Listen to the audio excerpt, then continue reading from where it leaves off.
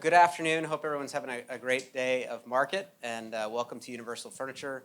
My name is Neil McKenzie, Vice President of Marketing, and I hope all of you have never been in here before. But if you're coming back, thank you. If you're new to Universal, there is a ton to see. The building's 115,000 square feet. We have a new collection with Erin Valencic on floor 3. We have some in-stock looks from Coastal Living and Miranda Kerr on floor 2. On floor 1, we have our special order upholstery, which is now shipping in 8 to 10 weeks, which is great. And we have a new collection called Nostalgia. There's also the much anticipated Designer's Lounge, complete with beauty bar. So if you need to get a hair touch-up before you hit the town tonight, feel free to try to get in there and get that done. There's also some cocktails and afterwards some coffee or espresso if you need it across the hall. So you can do all of that. I just ask that you check in at the front desk. And they will send you on your way. There's also these really cool scanners, and everything in the showroom has been tagged. So if you want to scan things that you love, you can do that. It'll go into a little shopping cart, and then when you check out, you'll get an email with all the stuff that you scan. So it's just an easier way, hopefully, to navigate the building and remember what you saw where. So welcome to Universal. Thank you so much for spending some of your market with us. This is the Learning Center. We've had a number of events in this space, and we are recording them all. So if you've missed something that you wanted to see later, we will make that available at universalfurniture.com/market events. And if you registered for an event, likely you will get an email with a link to those recordings. Give us a little time, probably the week of the 31st. So, but those will be available. Vacation rentals, I could use a vacation right now. So, but Jane Dagmy is going to kick off and introduce these lovely ladies and talk a little bit about what you've been up to with HPXD. And I think this is obviously a topic that is very much in demand, Jane. So, yeah, great work. Yeah, thank you. So just a big shout out. Thank you, Neil. It's always amazing to work with Universal. When we had the idea to do this panel, of course, we came to Universal first. And Erica and Jessica and I were like, we want to do this panel. And then we got these other two lovely women on it. And thank you so much for coming. If you've gone around the city and seen banners around that say HPXD, they're yellow, they're black. How many of you have seen our banners? Oh, not enough of you. And I put on your seats, there was a design never goes dark, not on every single seat, but that's our mantra because what we want to do for High Point is activate it and open it all year round. Nothing can replace market. You know, you are seeing your friends. This is like the best reunion ever. But your design doesn't go dark. You've got clients wanting things all the time. So we want to make the experience coming to High Point year-round good for you. And the whole city is changing. And I have had the most amazing conversations with people that are moving here and care deeply about the evolution of High Point. So that's my cause now, and it's amazing. So, okay. So welcome. I'm going to introduce these incredible women, and I'm going to try and also do the computer at the same time. So it's like this, but I'll try it. Okay, this way. So first I'm going to introduce Ashley Ross. She is the founder of Muse Noir. Ashley is over here.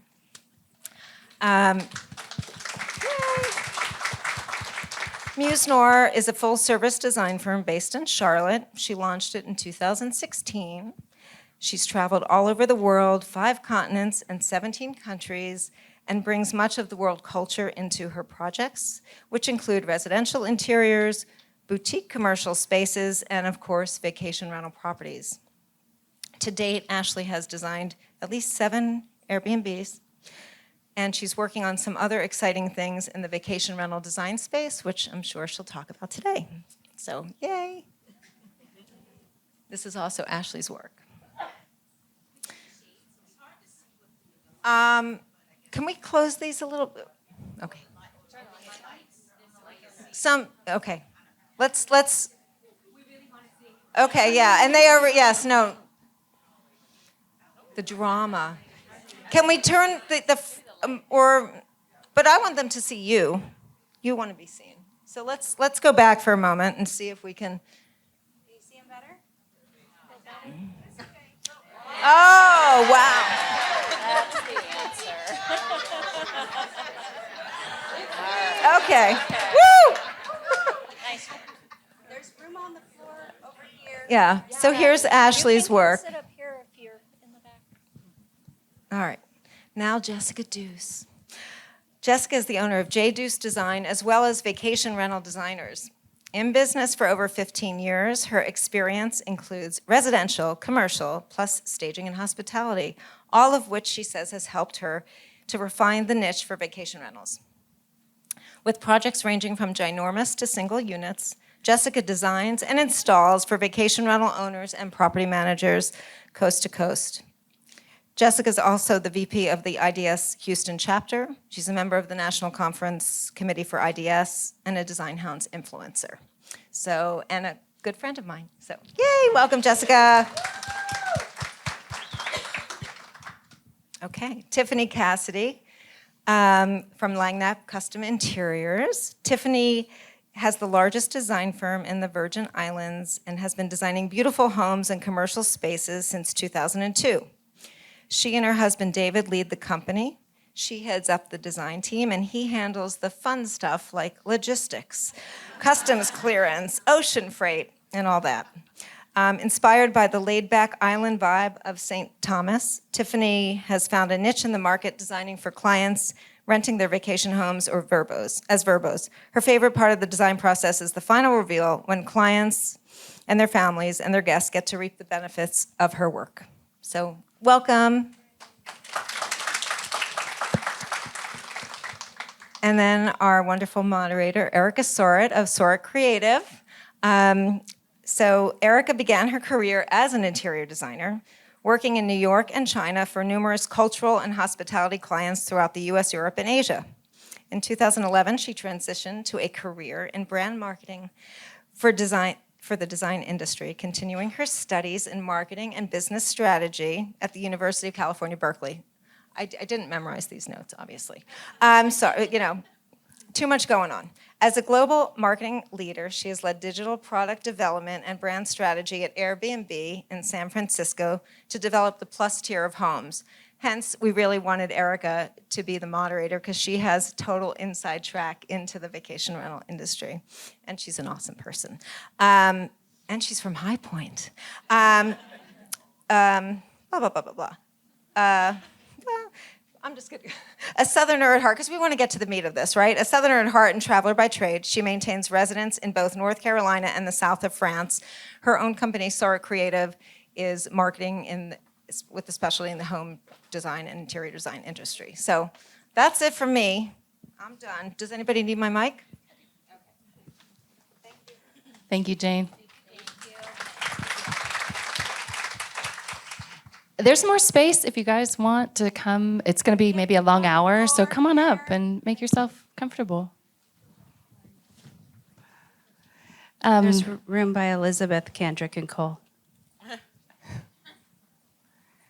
So, super quick show of hands. How many of you are currently working or have a line of business in vacation home rental? Okay. Like half. How many of you really are interested and very interested in this? That's why you're here. Gosh, wow. Okay, split, half and half. Good to know. Super thrilled to be here today to interview these extraordinary women and talk about how they got into vacation home rental design. I'm going to kind of break this into 3 topics: design, what's new, what's next, and then marketing. And then we'll do a big Q&A at the end, so save your questions. I know that you have lots, but maybe we'll get to some of them during this panel. And then, of course, they're all available to you. Sorry to promise your time. They're all available to you after this if you have questions individually. So I will get started just to kind of get to know you guys a little bit and let you introduce yourselves. How did you get into vacation rental design? And do you want to talk a little bit about the difference, obviously, between vacation rental design and primary home design or residential design? You want me? Oh, I'm on. I started because I was flown to select flooring for a large home for people I'd never met. I lived in Colorado. They flew me to Oregon, and my only job was to select flooring for this very large home. And I came in, and the contractor is standing there, and their samples are on the floor, and the owners looked really scary. And I had never even been in a vacation rental, to be honest, and it was really big and it was really ugly inside. And that's when I learned, we're in the circle of trust. That's when I learned that most vacation rentals come furnished. And my heart was beating out of my chest because all I could see was the ugly. And so the owner was like, okay, which floor, in a nice way. And I said, I have to be honest with you, I think you should spend your money on your furnishings and do your floor last. And the flooring guy's like, and the owner went and paused, and I'm like, how am I gonna get to the airport? I'm fired. And he goes, okay, you're hired. And that is how I got my first vacation rental. And I literally I was that person that Googled VRBO. And I spent the next day with housekeeping and learned how they flip large properties and small properties. And I'm not a housekeeper, I know that now. But I learned a ton from them, and I went to different conferences, and I just plugged away after that. Sink or swim. I think, can you hear me? Yes. All right, we're good. My story is a little more selfish. So, selfishly, my husband and I, millennials, we were super broke, but we had made this pact in 2015 that this would be the year that we would follow all our dreams in terms of travel. And so selfishly, we were like, how are we going to finance this? We got to figure it out. So when we would go on these trips, we started thinking maybe we should put our house up on Airbnb. So we've been hosts since 2016. We have not been in business since 2016 for Muse Noir. But I have actually been a short-term rental host since 2016. We bought our home in 2017, and we have not paid our mortgage a month out of 2016 to today because of our short-term rental business. And that's how we got into it, is we really just really wanted to be able to finance our travels around the world. And so now we're super host and super serious about continuing to do all of the things because we got a 4-year-old and she's really tall, so we've been paying for her flight for a long time. I had every intention on saying she was 2 for a long time, but it didn't work out that way, so we gotta keep it going. That's not selfish, that's smart. Very smart. One smart lady. For me, this happened completely by accident because we live in St. Thomas, and it's obviously a big vacation destination.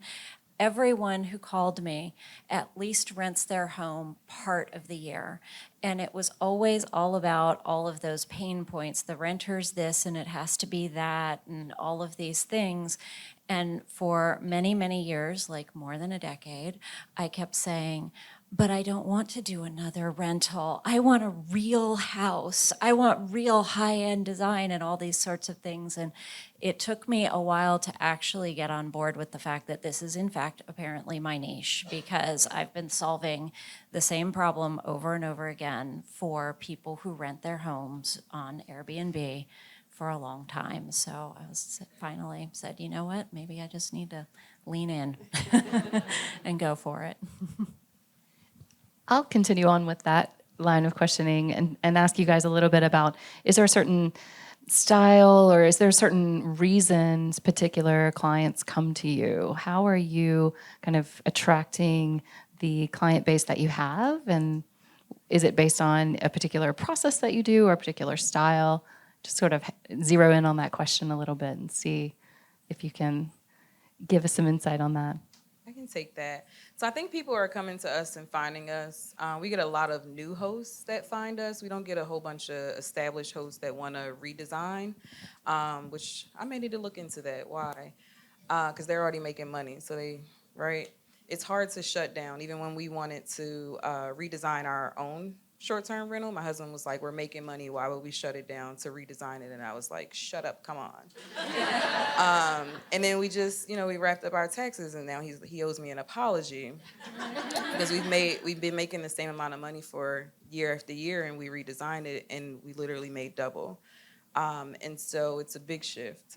But to that point, I think people are finding us and choosing us because we are hosts. And so in the residential side of our business, obviously we offer full service and do some small build, but our full service for Airbnb clients includes our expertise as hosts. So it's one thing to design it, but then full service for an Airbnb client doesn't just stop at design. It stops at, hey, what do I do? How do I set up my Airbnb account? How does, when they come in, do they get like some kind of workbook to work through like what to do in the neighborhood? And people are just as busy as us, so they, full service clients, it's synonymous in how busy those people are, and they don't want to do all that work. So we offer the opportunity to set it up for them as part of the full service project, and I think that's why they come to us, because we've been doing it for so long. Can I piggyback on that? Because that is absolutely our experience too, is that they are busy people who have, very successful careers, and they bought the place because they also want to vacation there. Generally, they're not up for a great big giant DIY, and, and they usually do not live in that area. So they need your help. They need you to be the expert on what works well in your area, and like where all the local resources are. Who's the best faux finisher in the area? Nobody just knows that unless you're in the business. So they come to you for that specialized local knowledge, as well as a look, of course. Can you talk a little bit more about that? Because you're in a very amazing location, and I'm curious if it's a style that people come to you. What's your process look like for kind of vetting clients or interviewing them and deciding to take on a project with them? Okay. So two questions. One is sort of style. So because we are on an island, it's all about beach, coastal, tropical. And if you look at our website, there's a specific style range. If you would like to create Tuscany in the Virgin Islands, I'm not your girl. And some people do, and that is wonderful, but I will not be doing it. And then in terms of the process for vetting clients, I try to push everyone, regardless of whether they text or call or email or what, into my book a call button on the website, because it's hooked up to a questionnaire, and then they pick a sensible time on the calendar, and I'm not doing this while I'm checking out in the grocery line, and that helps. That's the beginning of the flow. So from there, they always want to know numbers. They want to know the budget. It's always the first question, what's it going to cost? So I have figured out my per square foot. We bill by the flat rate for design fees by square footage, and what the average sort of price ranges is for furnishings. Are you a big project, a small project, a good, better, best kind of thing? And I can tell them right there on the phone a price range, and then they know. They know if it makes sense or not to do the full service, and if not full service, they might be a consulting only client. Yeah. I think it's the same, and I think the best panel, since this room is jam-packed, let's give you guys your money's worth, right, to speak about the numbers. Because, we had a Zoom call to prepare for this, right? So we were talking about a bunch of stuff, narrowing it down. And one of the things that came up is we already know our numbers in terms of what we want to charge clients for our regular businesses, for commercial, for production, for residential. And so when you get an Airbnb host or a new host that's coming to you, you got to when you say those numbers, they're like, no, I don't want a designer. I just want somebody to come in and do it. And I'm like, That's what we do. yeah. So Sorry, we have a bad connection. yeah. Right. So for a long time, when we first started to get into it, we were like, we're taking the discovery call. We're not closing on these people. What's happening, right? And so I'm thinking like, well, when we were starting as hosts, would we have paid what our services are? No, right? So we had to figure out, are we going to adjust and create a package for this? Because our full service spaces, we charge flat rate too, not by square foot, but just flat rate, $7,000 a room. And so nobody's paying that for Airbnb. So what we ended up doing was creating a course. So if you're not the client that's going to pay that rate, then hey, we have a course. You can follow it. You can have someone else follow it, and they will get you completely together on the design, the function, the how to sustain this space specifically for you. It's great for hosts. It's great for designers, if there's any in here. Just kidding. Just because this is a space that we've learned to navigate by experience, but it's taken a while. Like, I have been trying to get Airbnb's attention for a long time. Like, hey, I'm doing something really great over here. And it just happened last year, and we've been trying to tap them for a while. I'm going to be a little bit of a rebel on that because I agree with everything you guys said, but I target property management companies. I don't target the individual. I'm stealing it. All right, we'll talk later. So where was I going with that now that you're stealing that? Property management. Thank you. I target the property management, and you can even target like the cleaning companies. Like, they all talk. And if you can make their life easier, then they want you. So I come from a little different direction, and I don't do flat rate. I sell blocks. And then I tell them, if we don't use all of this time in your block, we'll use it for, something else. There's always something that's coming up. And they just happen to always run out of time. I don't know how that works, but Your process must be very well dialed in for that. I give them a lot of bang for the buck. But the other reason I target property management companies, and like you, we are going to be offering a course, but we're targeting designers to share this information, not owners. One of the things we do is we create kind of a lookbook, and things always break, things go missing, things get damaged. So they can call us and say, in the sand dollar room, we need a lamp, and we know what it is, drop ship it, and that goes onto your little block of time, and there you go. So that's how we do it. So this is a question for the designers in the room who are interested in this line of work, as well as kind of insight for designers who are already doing this. I'm curious about the amount of client education you have to do. New client, onboarding new clients, and even sort of vetting new clients, in educating them on what the difference in typical residential design and vacation rental design is. Can you talk a little bit more about that, just specifically property manager, multifamily Yeah. versus single residential? I think I'm going to answer it right, but if one more person calls what we do staging, I'm going to hit you. It is not staging. It's this industry, and correct me if this is what I think. A little while ago, people were doing staging, and realtors were like, "What's a staging thing?" And now it's like, if you don't have a stager, you don't have anything. That's where we are with vacation rentals now.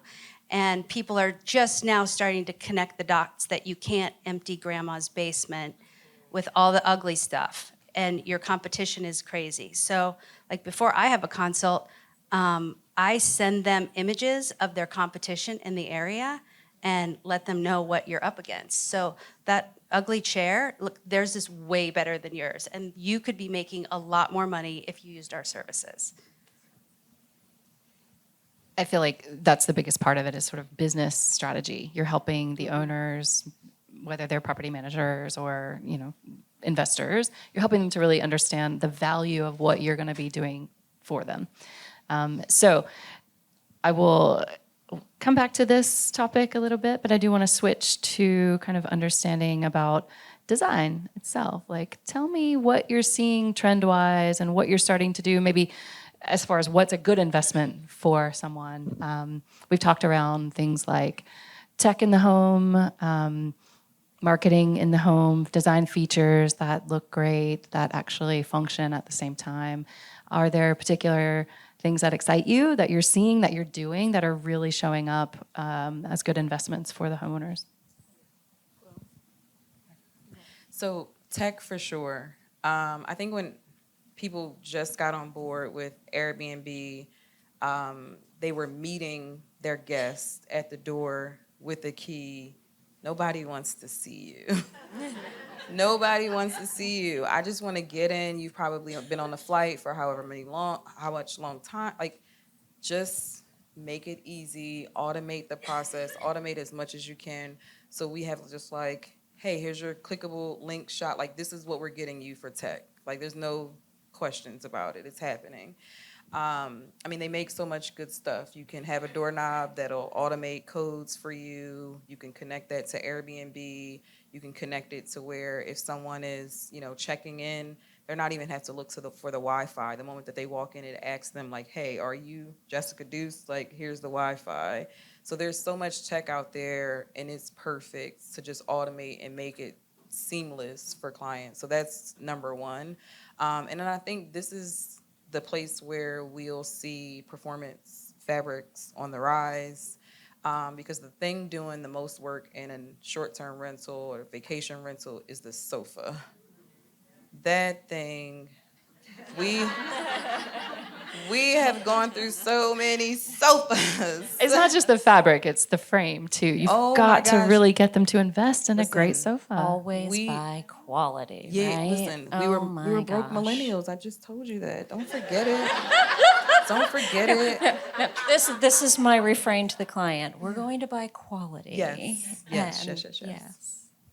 But how do you reconcile that? I know quality oftentimes comes at a price point that feels like a conversation that must be had. So how do you have that conversation where you say, okay, there are certain things that you must invest in, toilet paper. Don't go cheap on the toilet paper. But there's other items in the home that are really going to be worth it. Can you talk to us about that conversation? I tell people invest your money in things like art, like things that you're not going to move. We're going to have to flip out chairs or sofas or rugs, but typically when we design a space, your art's not going to change. It may move around, but we're not going to reinvest in some really cool art or really cool light fixtures. To me, that's where it makes sense to spend the big money, and then we move down from there. In my area, we do a lot of slip covers. We slip cover everything we can, and I totally second performance fabrics. 20 years ago, it was basically only Sunbrella, and it really kind of clearly belonged on a boat. The technology has come so far and is so wonderful. We're even making drapery in performance fabrics, cue the cringing from the purists, but in the Virgin Islands in the sunlight, that it's wonderful. So many great brands now things doing that performance. Can wash. I was just going to say that I'm a Revolution Fabric brand ambassador, self-plug. So that's really good performance fabric. Neil, I am so sorry. Does Universal carry Yes. this? Oh, they do? Okay. Yes, Yeah. I did not want to Yes, get us they put do. out in the middle of the... I thought that through. Okay. I was scared. I was like, Jane, get her. Universal offers many lovely performance fabrics and slipcover styles. So we are actually, because we went through so many sofas, Muse Noir next month drops our performance fabric line of furniture for short-term rentals, which I'm really excited about. Yeah. I was going to ask about the balance again between trade product and retail. Are you having that conversation with your clients? And if so, what does it look like? Do they need to know that? No, but for your budgeting, for your own business workflow. This How's is it a tricky, line that we all walk and we talk about it. At least maybe it's only tricky for me. I don't know. Because for me, most of my projects aren't where I live. So, and I'm not just saying this for Neil, but Universal will ship anywhere for me, and that's why they're a great company for us to use. So a lot of our sourcing is a mix of trade and retail, depending on who can service the area we're working in. Yeah, most of the times we work in both areas. I don't think it's not really an issue for us. We're pretty transparent. Our pricing is up on our site. And so for us, it's more about, we live right here in North Carolina. We got HPXD. We can pop up, shop cash and carry. So like we get what's available. We store a lot of stuff that we see used in every one of those projects that you guys saw for us. There's that big long sofas from Blue Ocean Traders. There's like an alder and tweed chair in like the cabin. And so like we mix and match, but it's also about like the person calling you about Airbnb is in a rush. This isn't like your typical client where you're taking 6 months to do their project. They're spending a lot of money with this property that they've just purchased or they're renting.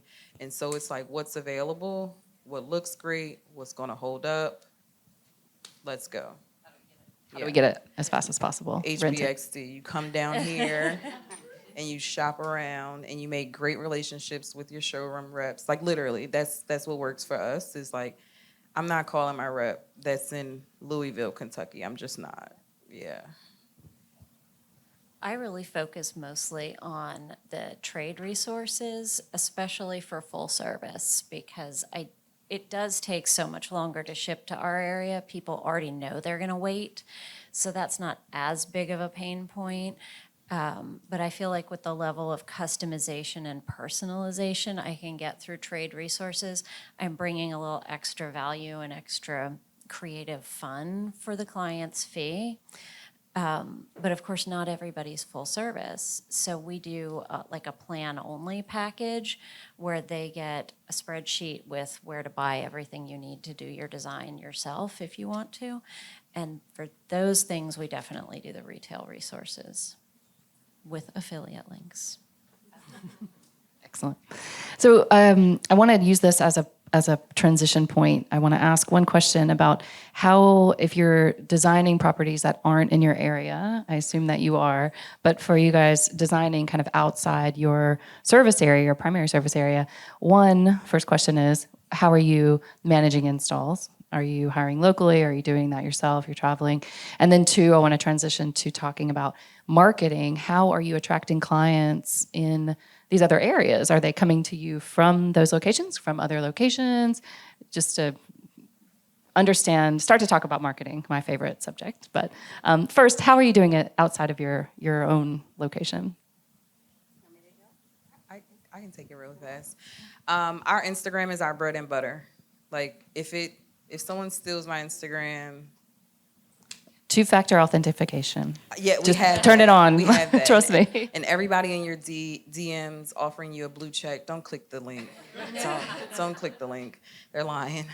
But yes, our Instagram is our bread and butter. We tell very authentic stories on our Instagram, even for our regular clients, residential, commercial. When they come to me, they get on the discovery call and they're like family immediately. And it's because I show up authentically as me every single time.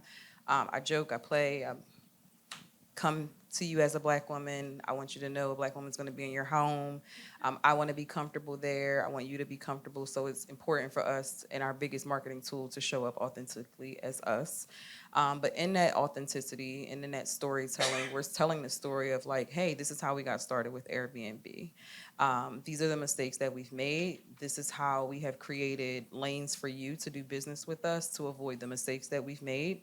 And so that works out perfectly for us in that way. And then the way that we manage projects that are not in our area is how we do it for our residential commercial clients anyway. And so what we'll do is we'll tap into our network of designers. If there's a designer there, we ask for their trade contacts so that we are not vetting people who are not going to do a good job.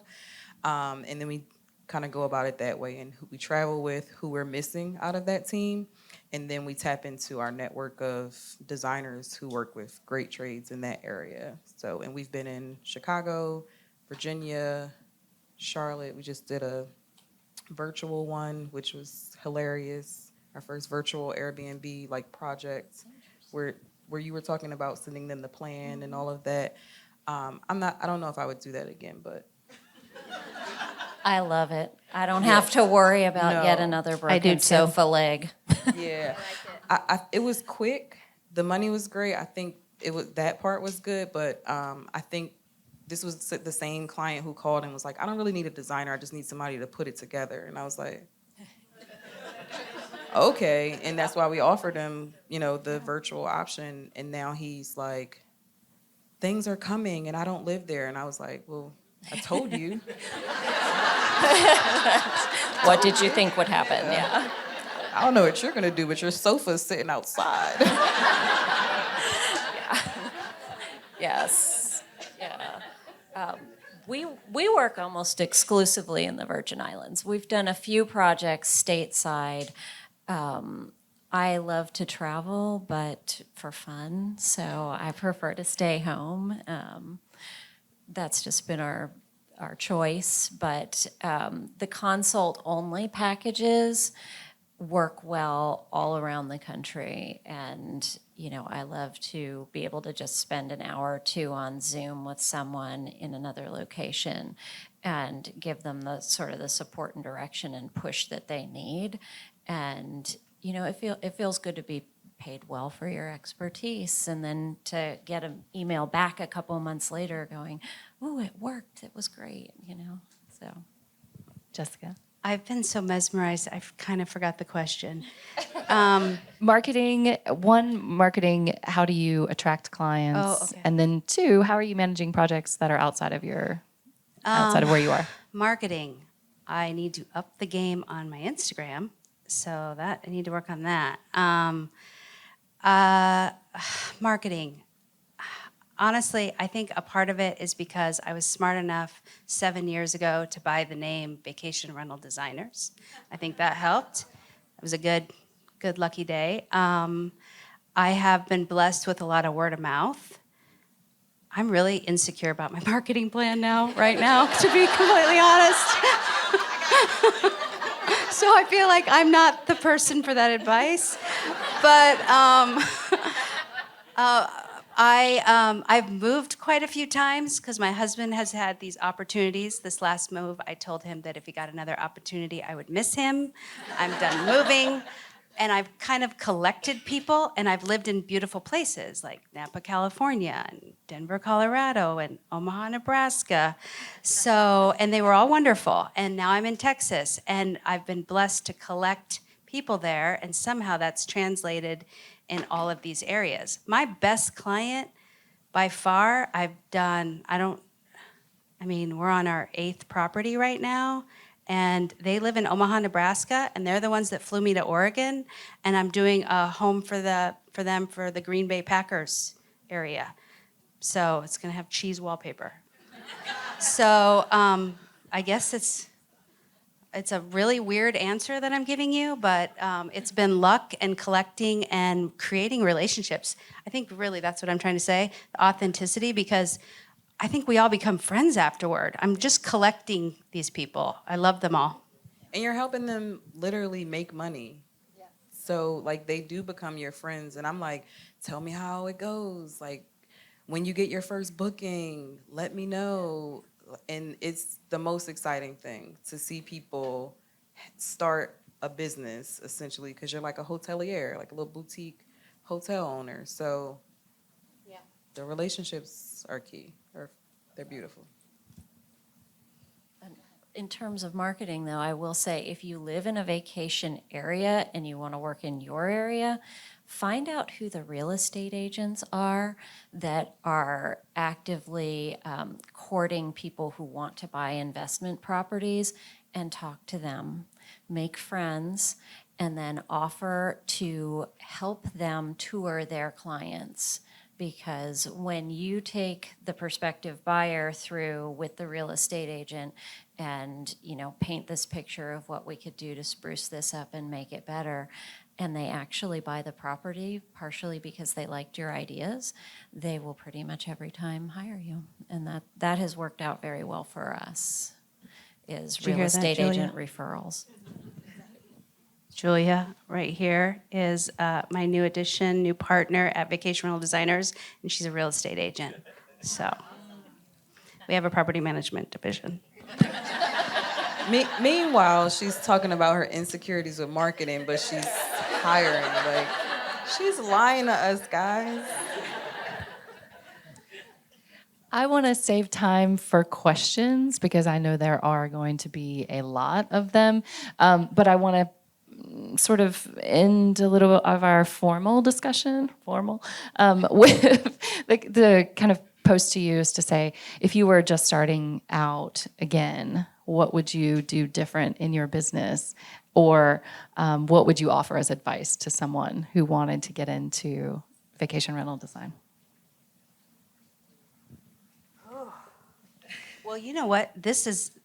Go to a panel like this, because wouldn't you have liked this type of intel when you started? I would have. I didn't know what I was doing. I mean, honestly, reach out to us. I know we all have education platforms. These guys are way ahead of us. But I guess just go out there, be brave, fake it till you make it, meet those owners and property managers. You got some intel, good intel in your back pocket now. Speak again about your education platforms specifically so people understand what those are and how they might be a resource. Oh, okay, I'm sorry. I was listening. So my advice would be to educate yourself as much as you can with the free information first that's out there, and then see what you're missing and try to figure out in terms of, well, let me pause. The beautiful thing I think about our design industry is that everybody's business is built differently. We all charge differently. We're in different areas. We all have different demographics of clients. And so I think that's beautiful for our industry. So what you have to do is first educate yourself on what short-term rentals look like in your area. What function are you going to be missing? Because there's a big difference between the residential piece and the hospitality piece of it.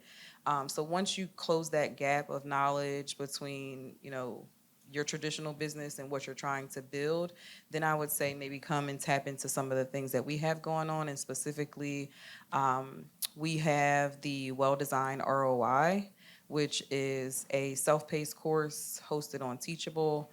And it goes through function, design, and sustainability of an Airbnb, because when I tell you, I have had to tell my husband to stop buying black sheets for the Airbnb so many times. I'm like, are they on sale? What is happening? Why nobody wants to come and sleep on your navy blue sheets? I don't understand. And so he's just trying to be helpful, guys. He's just trying to be helpful. But a lot goes into it, and you want to, in your traditional designs, you're tapping into, different colors, but there's so much to consider. Lint. We could do a whole series on lint. And yes, so I mean, even if you're having a cleaning crew, I'm being serious. I joke a lot, but I'm being serious. I know what you mean. Consistent light bulbs. How Yes. hard is that? Consistent light bulbs. Yeah, It drives me insane. yeah. So that's. Yeah. I would just say really clarify your message through social media. Make sure your website is really selling that niche, which, as I said, it took me a while to really embrace it and make my website say that and all, but it does work when you put it out there. Build your email list. Things are always changing with Facebook and Instagram and all the things. We did a free mini magazine that you can give me your email for and download, and that has been a great newsletter list builder, and then you get to market to those people. I would say probably investors purchasing Airbnbs who have a successful experience with an interior designer might hire you again. So nurturing them through an email list, an email funnel is a great idea. I will halo everything you said about being super clear about your marketing message. That's another panel. So let's jump into questions. Whoa, okay. It's important that you have the mic because they're recording. So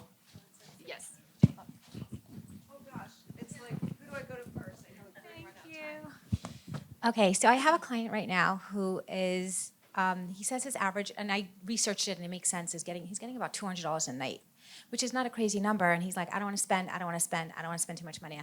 At the same time, I'm terrified. I showed him a $3,000 sofa. He goes, no, I want something cheaper. And I'm like, don't want to give you waste your shit. You know what I mean? Like I still want him to have like decent quality, and I don't want him to call me in a year. Okay, the sofa broke or the bed. How do I deal with a client like that? Is that your client? That's my client. No, is that your client?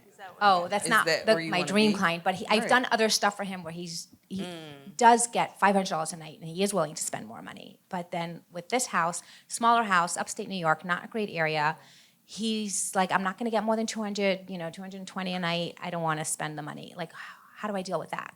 Well, he has a choice.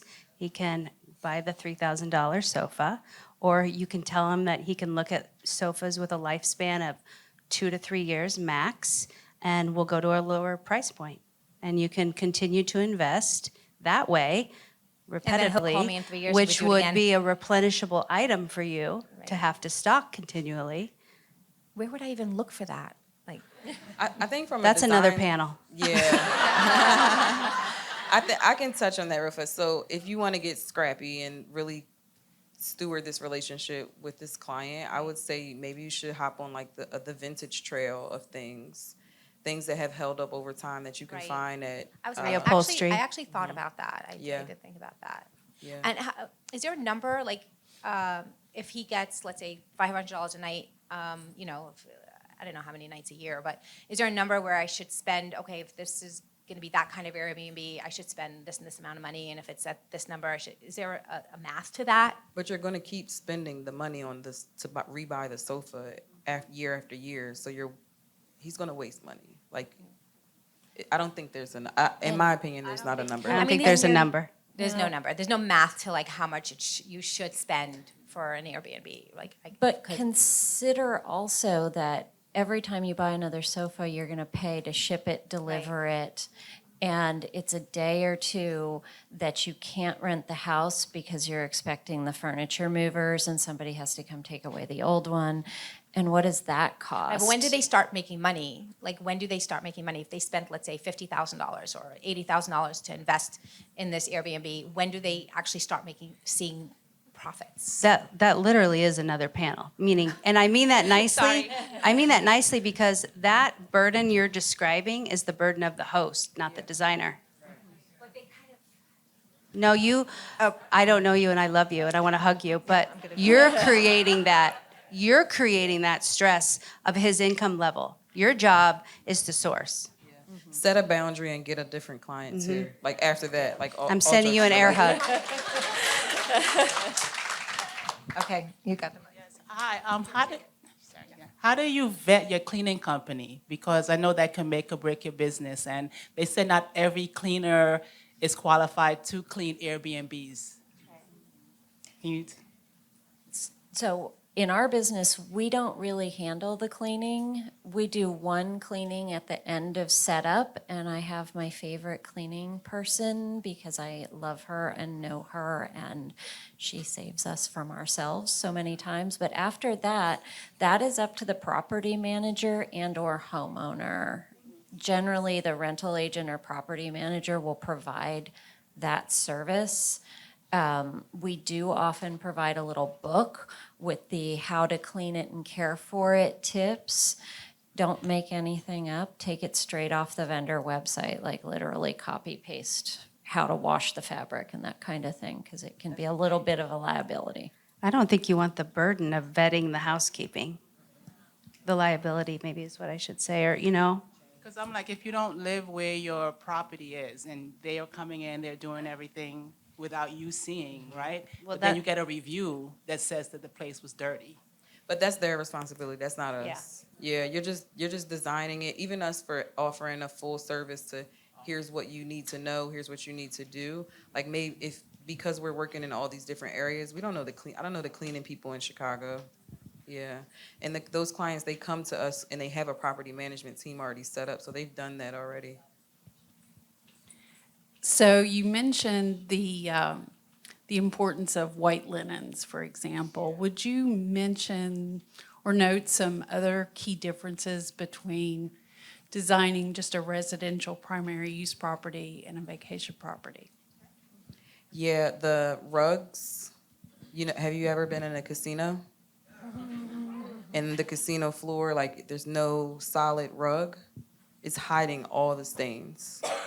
And so all of our rugs and our short-term rentals all have pattern. I think, does Universal carry rugs?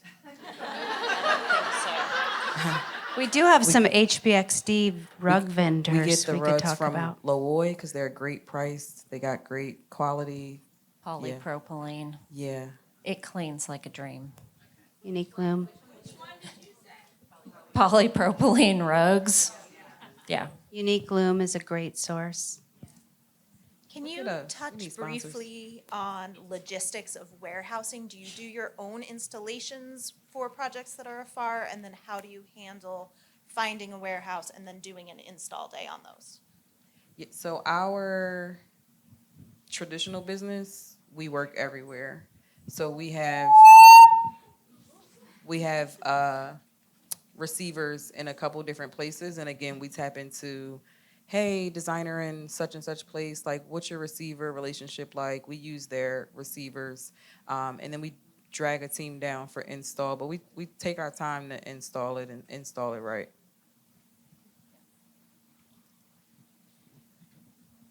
I am curious how you manage your out-of-town clients. Do you go for the installs? The question is how I handle my out-of-state projects, and yes, I go to every single one, very hands-on. I fly and meet with the client if that's what they want. I probably have another site visit. This depends on the scale of the project, or we meet one time and then we meet at the end. And yes, they pay for that. And I get asked that travel question a lot. And so the way I do it, because it is a hard one, is I charge for an 8-hour day when I travel. So whether it's going to take me all day to get there or a few hours, it's an 8-hour day I'm losing at my office. So it's an 8-hour travel day. And I think it all works out. So every day when I'm on site in a different state, it's an 8-hour day.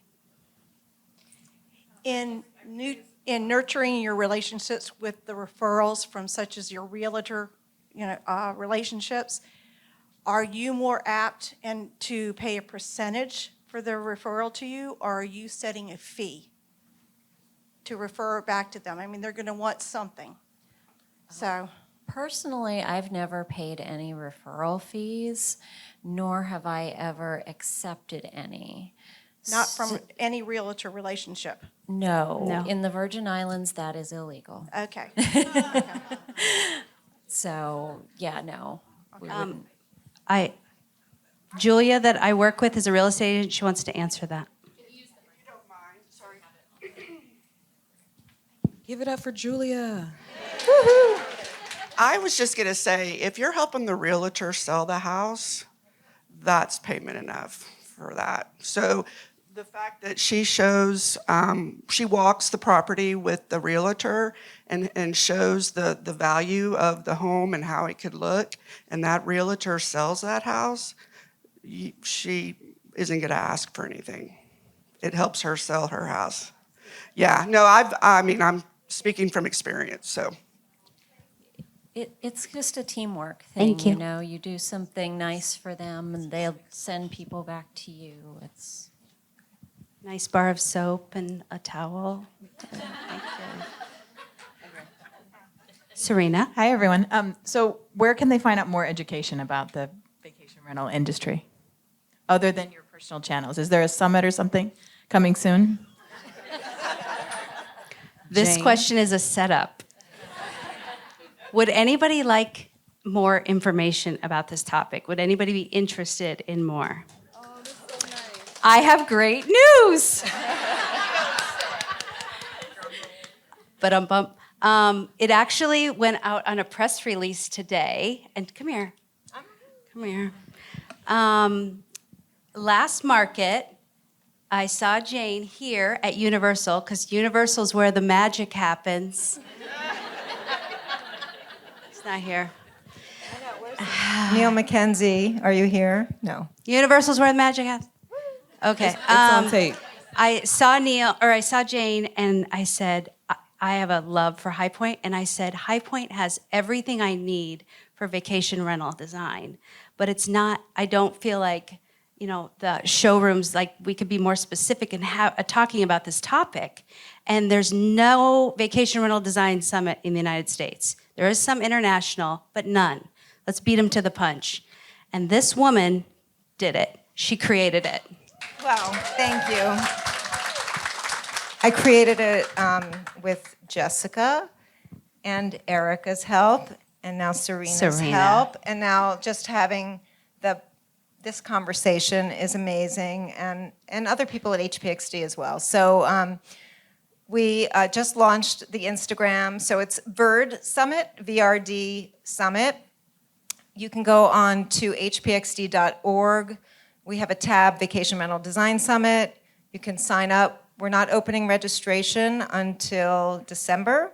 We're partnering in this with High Point Market Authority. And we are so excited, and they are so excited. That's actually who we first brought the idea to. Yeah. And it will be April 20th and 21st, preceding the next market. So when you come to market, you can come to the summit. It's right before. It's right before. So book your hotels. Yeah. There's more rentals. So Yeah. We already have people that are like asking about coming. I'm so excited. So I know we have some more questions. I don't know how long we can continue. They don't have a. I'll do you. We'll answer quickly. Hi, I had a quick question. You talked about your design fees. I work with investors, and investors are worried about the bottom line. So how do you have that discussion about how much it's going to cost to install this Airbnb? We give a really wide range, $15 to $25 a square foot. They don't know where they will land in the beginning. We show them the design, and then we can wrap it up from there. But how do you have that discussion with your investors about what it's going to cost, let's just say, to do a 2-bedroom, 2-bath, short-term rental?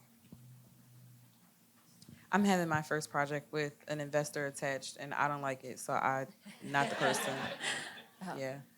I mean, I think you're on the exact right track. Honestly, what I do is I say, first, we're going to charge you a design fee, and here's your range. After you ask them all their questions, are they paint and furniture only? Are we also remodeling the kitchen, ripping out bathrooms, right? That's going up and up and up in price. This is just for furnishings, no remodel. Okay, so you're going to charge them your design fee, and then you're also going to charge them for your furnishings package, right? So you know what you want for your design fee. Is it $7, $25? You know your range in the area. And at consultation time, that's pretty appropriate, I think, to give a range. And then you probably also already know what you want to do with that.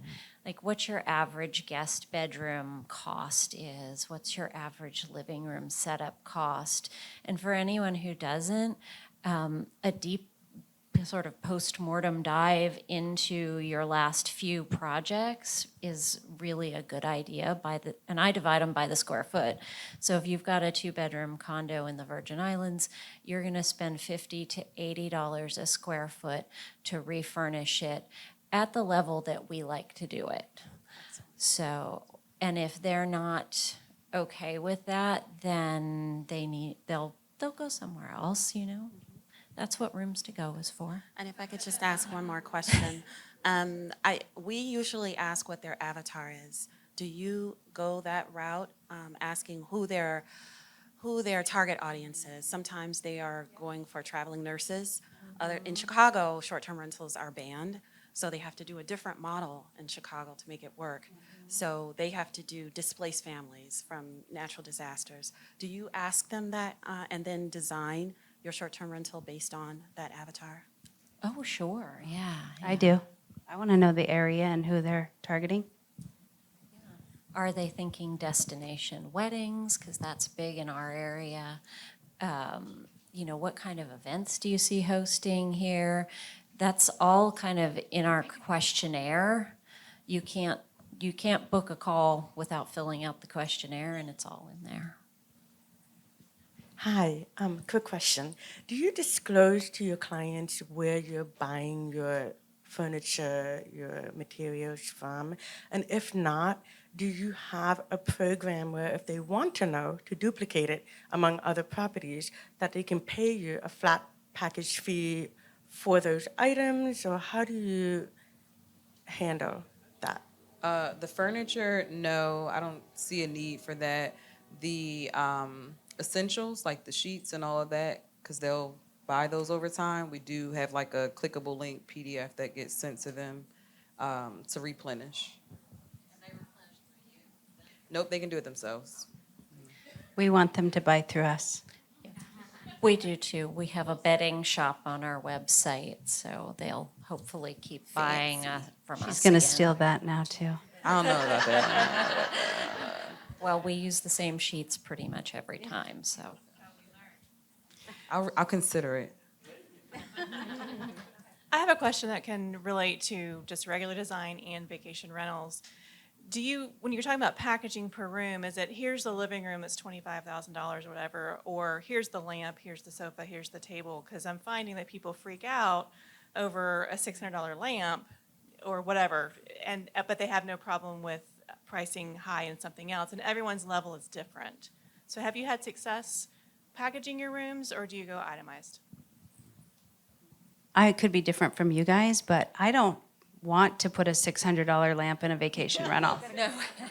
So I think you have to look at it, just my opinion, of where you need to put that money and get a more bang for my buck somewhere else. Because it's like staging had a baby with residential, and it has to give you this experience on your travels and be super homey, but nothing can break or stain. So that's all you got to do. The baby? And also be clean like a hotel. Yeah. Homey, but hotel. It's a weird baby, This is but a it's lot a of pressure for profitable a baby. baby. I'm just gonna put that out there. No, but in all seriousness, we itemize, and there will always be the clients who are like, oh no, I could never pay that for a rug or whatever it is. I think it helps if you, at the beginning of your process, you do the little spreadsheet list of all the items you need to select for the room, and we'll do like a high-low range to get to a budget together, and then they go, we're good with that, yeah. And then if you come out in the range at the end, if the sofa's a little more, but the lamps are a lot less, and the total's good, usually everybody's good. I itemize for myself. I do not itemize for clients. I don't have time to be shopped on spending a particular number for a particular thing. Yeah. Mine would ask. And I will say no. I need more of that word in my life.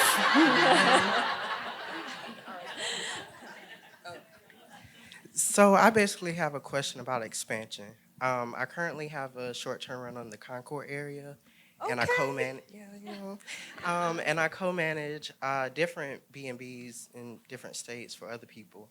But when it comes to wanting to acquire more property or doing corporate leasing, are you, or even marketing, are you going under your design business, or are you creating a separate business dedicated to the overall vacation rental? It's within our business, and I see Jessica's wheels turning, so don't let her talk to you before I come and talk to you. My name is Jessica Deuce. I love it. We're going to merge. Okay, yes.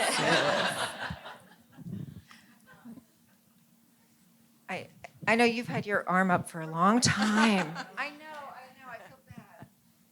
Thank you. I thought you hated my shirt or something, but I have a question because, Jessica, I love you because you said interior design is not staging, but I stage and I do interior design. So there's a very large difference. And from my staging, I have inquired interior design clients, and I have one client who wants me to furnish his entire penthouse in Chicago. I'm out of Chicago. But he thinks it's staging, but I'm like, well, it is kind of interior design. So I'm struggling with doing the presentation of how I present things in interior design, but also he thinks you just show up and it's all done for you, and he has a price point. So I've been struggling with how to present this to him. Are you asking how to explain to him the difference between interior design and staging, or? No, thank you for differentiating. I'm more about how would you, in that situation, present the design to a client who's used to staging? So I've done my. Okay, I gotcha. Yeah. Well, that is an education piece that we talked to them about, and they've heard the word staging, and they think there's, got it. No, because I kind of look at the design of a vacation rental Airbnb as a little bit of voyeurism. They want this experience of coming into somebody else's home and world and seeing this beautiful, what's that word? It starts with an A. Appointed space, but yet we've thought through all the stuff. And so that's why it's completely different, because you're creating an environment that feels designed and well thought of, but yet housekeeping can come in and flip it in an hour and a half or whatever it is. So staging, we're removing the personality and making it generic so anybody can walk in and picture themselves in there. And then interior design is personal to you. Grandma's purple chair is going to be worked into the design. And then vacation rental design is the mix of saying, oh, I couldn't live here, but I see how they live. And I'm going to take my Instagram photo over here. And, maybe I'm going to QR code something I want to buy. That's a whole other panel. That is another panel. Does that help? Did that? Kind of. It's more about I'm just trying to, because, I got you. Because Okay, I'm like, thank God, she's got you. Okay, Okay, Mal, so go ahead, the go ahead, girl. The biggest differentiator here is if you're staging, function is not even in your mind. You're making. I do though. I can't help it. Yeah, function is not in someone's mind. If they're staging a property to be sold, right? It's getting in to get the rest of the house sold, and then it goes, right? But when you're talking about short-term rental design, you are considering how this person is going to live, and you need them to want for nothing. And so you're designing for sustainability. And so when in our traditional projects, when we're thinking about our client has this budget, this is the visual that they are looking for the outcome, right? They're going to buy the $600 lamp, right? Because that's what they want. They want to, this is their space. They want to experience that, right? It's more about the function for short-term rental, and then it gets to be pretty. Because there's a ton of short-term rentals out there, right? And they have great reviews, and nobody's concerned about that it's pretty or not, right? They just do a good job making sure nobody wants for anything when they get there. And so that's not staging, right? You're gonna need a coaster in a stage space. Like those things are not there. So sell him on the function. Like, these are the things that I am considering. These are the things that I'm going to have to consider as a hotel. Is a hotel room stage? It's not stage. It's there for you to do very functional things and to get out and want for nothing. Yeah. That was a way better answer. Indeed, excellent answer. I know some of us have other panels to go to, so we've. You had one right behind you. I don't know if you have time, but sorry, I'm sorry. I mean, there's. I was just curious about your presentation. Are you doing full renderings, AutoCAD? By Linda. Obviously, some of your people, they don't live by you, so you're doing this virtually? Or how's your presentation of your whole idea of their vacation rental coming into fruition? We save money on the full service render. We just stop at a mood board and then just kind of go for it. So there's a little more trust that goes into the full service for it. Now, if they want to pay for that, then I love them to death, because that means they got some money and they want to spend it on renderings. But again, we charge a flat rate. And so for our e-design or virtual clients, we do render spaces that they want to be sold on, like the main spaces, so that they can then put it up as a coming soon while we're working on the project and installing the project. We do really good renderings.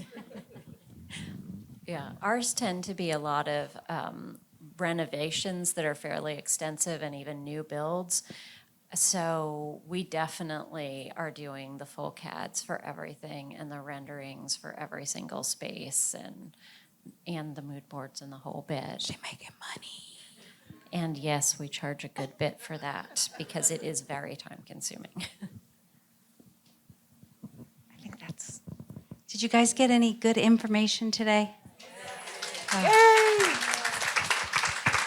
And thank you all for being here. I will say, don't forget, mark your calendars. The content for the VRD Summit is going to be amazing. And whether you're new to the niche or an old pro, there's going to be something for everyone. Things that we couldn't even get to, things that we barely talked about. It's just, I mean, come, mark your calendars, book your tickets.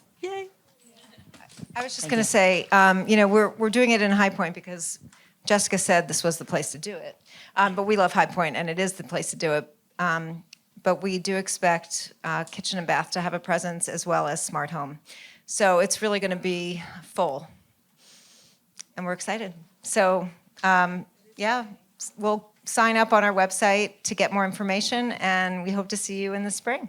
Thank you so much. Thank you.